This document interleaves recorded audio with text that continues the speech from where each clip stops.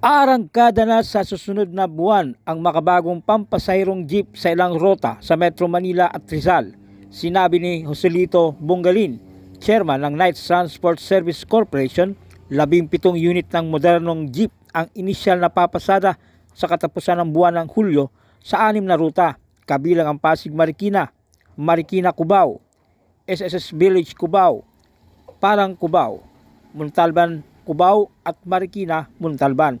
Sinaksihan ng mga kinitawan mula sa Land Transportation Franchising and Regulatory Board o LTFRB at LTO Calabarzon ang pasinayang ginawa ng Night Transport Service Corporation. Layunin ng Night Transport na magkaroon ng malinis, mas maasahan at mas ligtas para sa kaginawan ng mga pasahero. Ang mga bagong unit na ito ay mayroong mga modernong pasilidad tulad ng aircon, CCTV cameras at GPS tracker.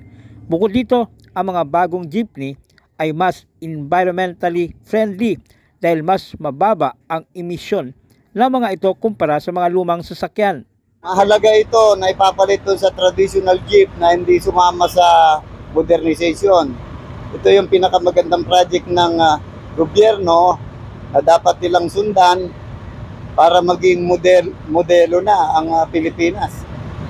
Simula pa nung kay Pangulong Rodrigo Duterte hanggang kay Pangulong Marcos na sumusuporta sa modernisasyon. Sir, ano po yung nasa ng mga pasahero nito sa loob ng sakyan?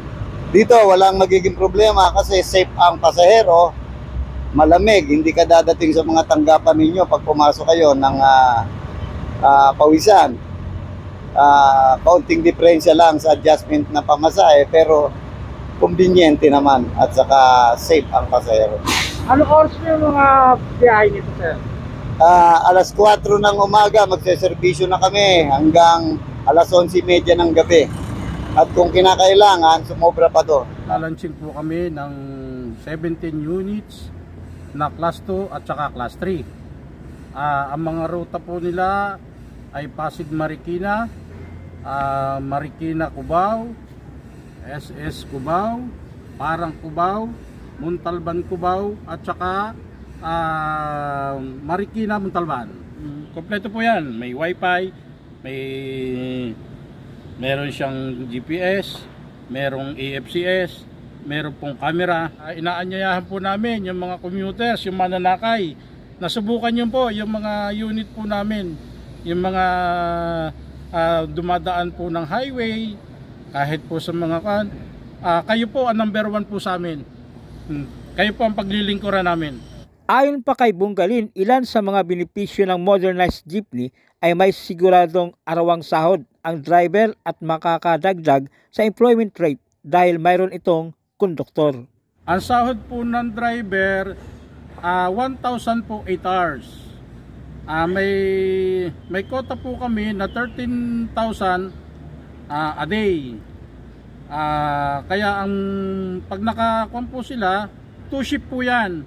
Hindi po namin po pwedeng pagkuhanin yung sa isang ruta lang, yung isang driver lang. Dapat lagi po may pahinga. Kaya ginawa po namin 2 shift para maginhawahan naman po sila. Ngayon, pag lumampas po sila sa quota, yun po ang iuwi nila araw-araw. Benefits po niya, SS, PhilHealth, Pag-ibig, etc. Marami po yun. Tapos, siyempre po, ang mga dadaan muna sa Probi. Pagkatapos po nilang ma-Probi, sa 6 month, magiging regular po sila. Pagka po naging regular sila, meron po kaming ibibigay po sa kanilang incentive o kay pabigas buwan-buwan na 1 kaban. Yun po ang incentive ng mga regular na driver. Kaya sana kami ang maging modelo dito sa paglabas nito, makita ng ibang mga tsuper at saka kung po natin na maingganyo na mag-consolidation. Hindi yung puro kwan lang po, ngawa lang sila ng ngawa na wala naman silang ginagawa. Laging ang kinakalaban nila gobyerno. Sana matugunan po natin yung mga pangangailangan po natin sa transportasyon. Katulad po nito, nabiyayaan po tayo ng Panginoon para mabigyan ng maraming unit. Mula rito sa San Mateo Rizal, Nolan Ariola, Leader News Philippines.